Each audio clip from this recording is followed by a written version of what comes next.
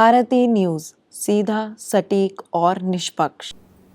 Good evening and welcome to Bharti News. I am Divishika. Let's have a look at the biggest news of the day. Here is the national news first. The Indian Army addressed concern regarding compensation to the family of Agniveer Ajay Kumar, who made the ultimate sacrifice in service. There were reports suggesting that his family had not received their due.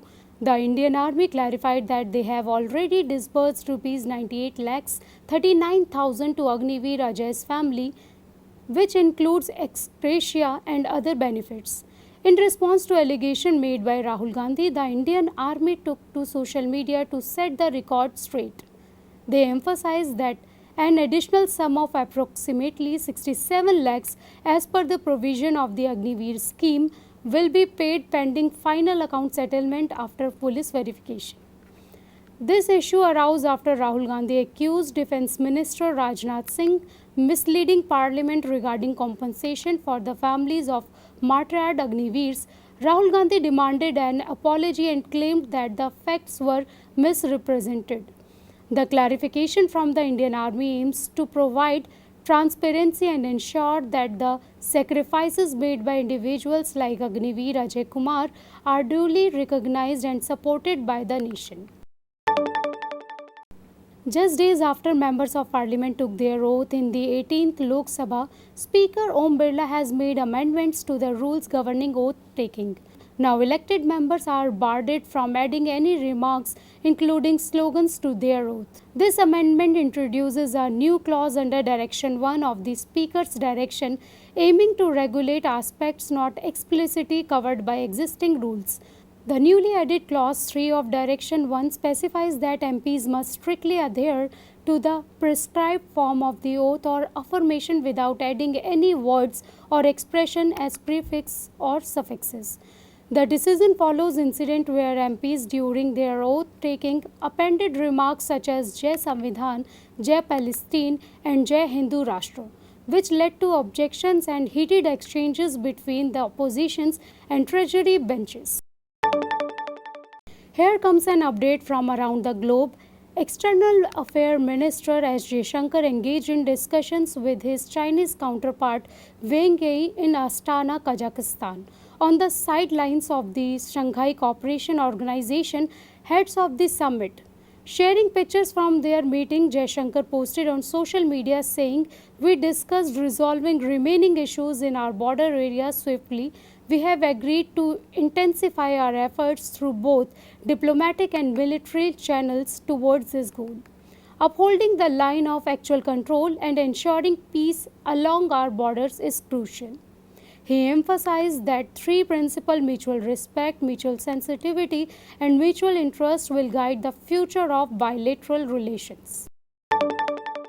The UK votes Thursday to decide whether Labour Party leader Keir Starmer can end 14 years of opposition and win the key to 10 Downing Street, or whether somehow Prime Minister Rishi Sunak can buck the polls and claim what would be an extraordinary turnaround victory. The UK operates under a first-past-the-post electoral system where voters elect representatives in 650 constituencies. The party that wins the majority of seats, at least 326, will form the government and its leader will become the Prime Minister.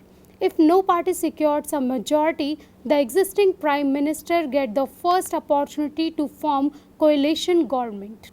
So here comes the business news. RBI Governor Shaktikant Das on Wednesday asked banks to further strengthen the government standards, risk management practices and compliance culture.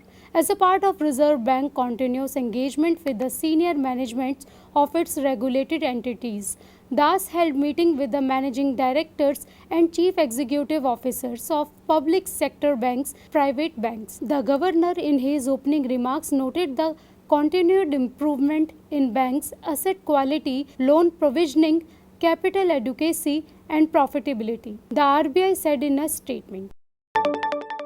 India's food services market, which covers dining out and delivery, is poised to grow at 10 to 12% annually over the next 7 years. reaching rupees 9 to 10 lakh crore by 2030, according to a report by Swiggy and Ben on Wednesday. The market is currently valued at rupees more than 5 lakh crore, and the year-on-year growth will be slightly higher than 8 to 9% growth seen so far.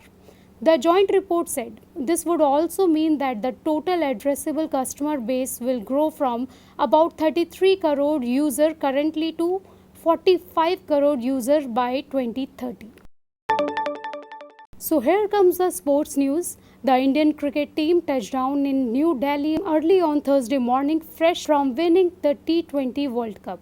The players were given a rousing reception at the IGI airport at the team hotel on the way to the hotel. Team India has a full schedule at hand today. After meeting PM Narendra Modi, they have a BCCI felicitation function at Wankhede Stadium besides doing an open bus trophy tour in Mumbai. Neeraj Chopra, the reigning Olympic and world champion, has clarified that he has not withdrawn from the Paris Diamond League meet as reported by certain section of the media. Neeraj Chopra tweeted on Wednesday, "Just to clarify, the Paris Diamond League was not part of my competition calendar this season, so I have not withdrawn from it. I am focusing on ready for the Olympic Games." However, the Paris Diamond League meet will still have an Indian representation, with Kishore Kumar Jena participating in the men's javelin throw event. So that concludes our news bulletin for today. Thank you for joining us. Stay tuned to Bharti News for continuous coverage and more updates. Wishing you a good evening and a great night ahead.